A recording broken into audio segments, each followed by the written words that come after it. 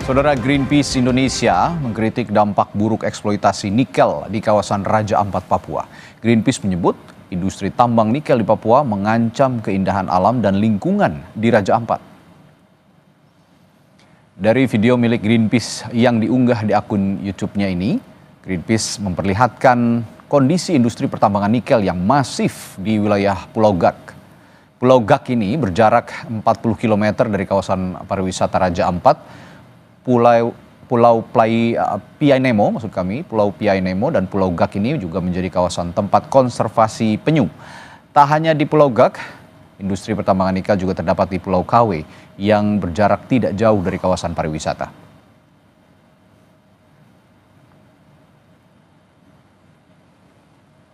Indonesia bertanggung jawab atas kerusakan lingkungan yang terjadi di Raja Ampat di Papua. This is our colleague from Greenpeace. Pemerintah Indonesia bertanggung jawab atas kerusakan lingkungan yang terjadi. Of course. Saya Raja Ampat. Pemerintah Indonesia harus bertanggung jawab atas kerusakan yang terjadi.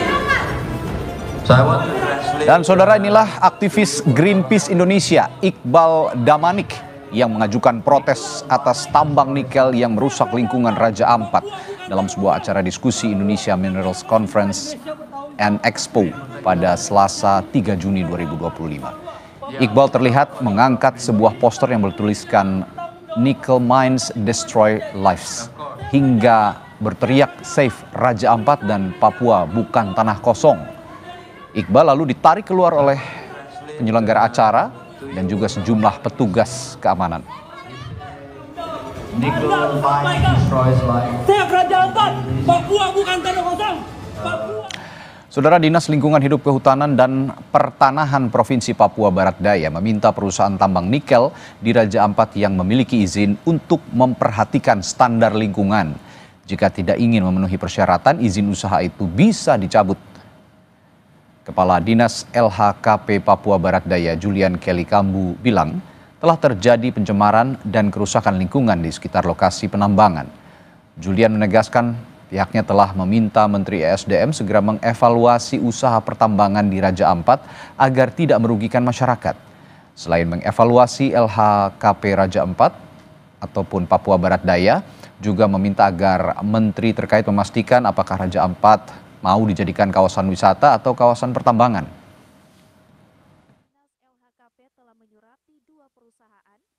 Melihat yang memiliki izin sesuai atau tidak. Kalau yang memiliki izin harus melaksanakan standar lingkungan. Itu wajib.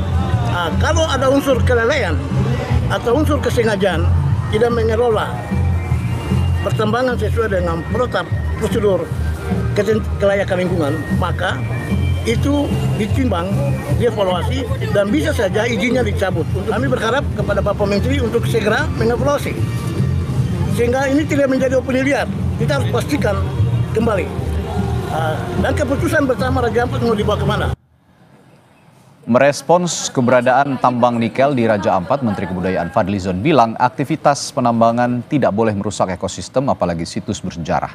Fadlizon pun mendukung langkah Menteri ESDM Bahlil Lahadalia yang menghentikan sementara aktivitas penambangan nikel di Raja Ampat, Papua Barat Daya. Saya kira kita concern ya dengan apa yang terjadi di sana. Kita harapkan jangan ada satu penambangan yang bisa merusak keindahan alam dan juga ekosistem yang alam yang saya kira sangat indah di Raja Ampat. Selain tentu saja juga situs yang menurut saya sangat baik. Ini yang mungkin nanti harus dibicarakan bagaimana investasi dan kegiatan-kegiatan penambangan itu jangan sampai mengganggu situs-situs bersejarah, termasuk situs yang merupakan ekosistem alam yang sudah baik terjaga. Saudara, sebelumnya Menteri ESDM Bahlil Lahadalia bilang tambang nikel yang berada di Pulau Gak dengan kawasan pariwisata Raja Ampat berjarak 30 hingga 40 km. Bahlil menegaskan pihaknya telah menghentikan operasi penambangan nikel PT Gak di Raja Ampat hingga proses verifikasi lapangan selesai. Hanya demi keuntungan sesaat dan kepentingan golongan tertentu. Penemo dengan PT Pulau Gak itu itu kurang lebih sekitar 30 kilometer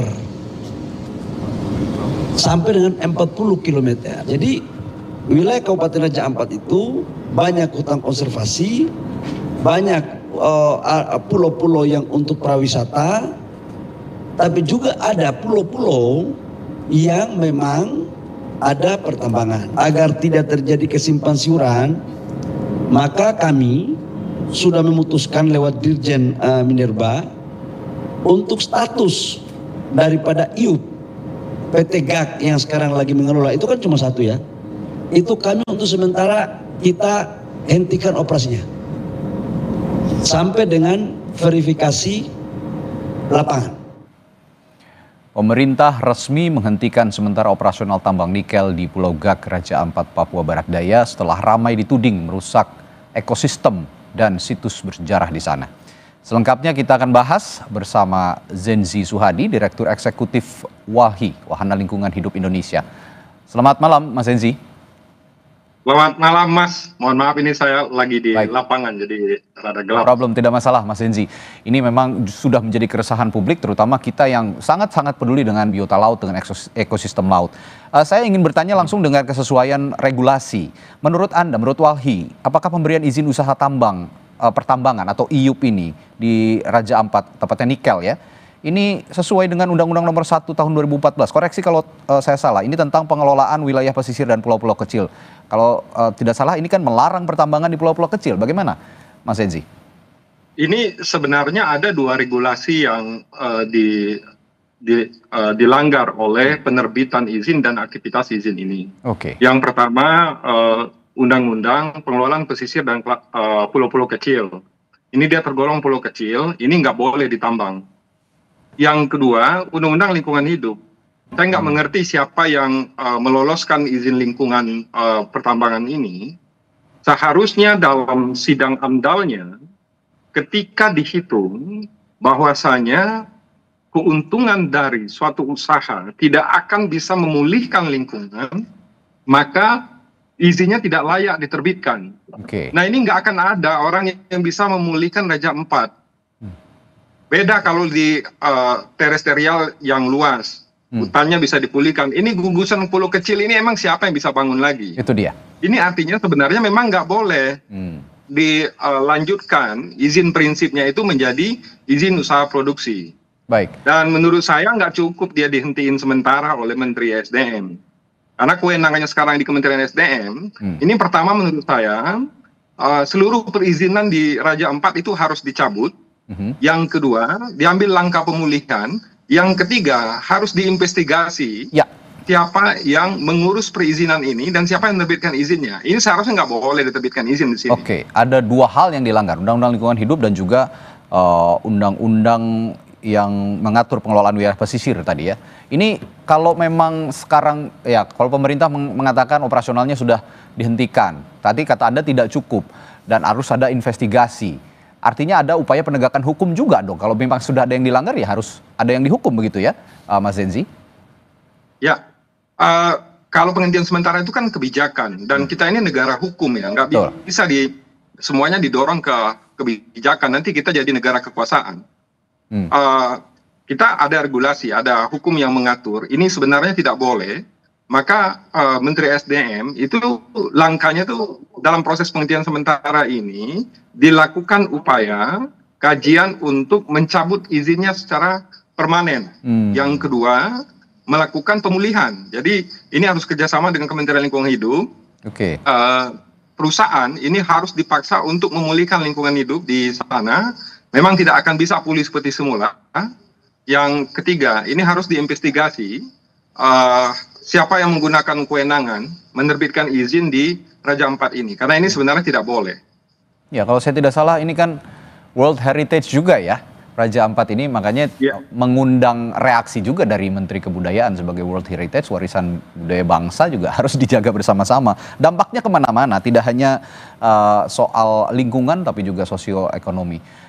Lalu pengawasan kawasan Raja Ampat ini menurut Anda sekarang ataupun sebelumnya yang selama ini terjadi, bagaimana? Apakah selama ini loose begitu sehingga perusahaan-perusahaan tambang nikel ini bisa masuk semudah itu begitu, Mas Zenzi?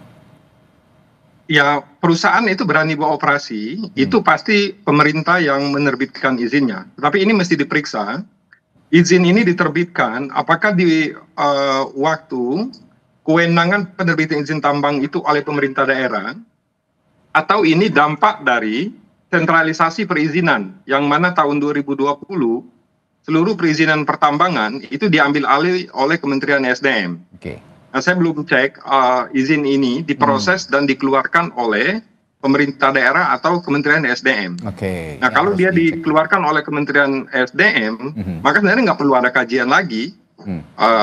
Dan kebijakannya bukan penghentian sementara.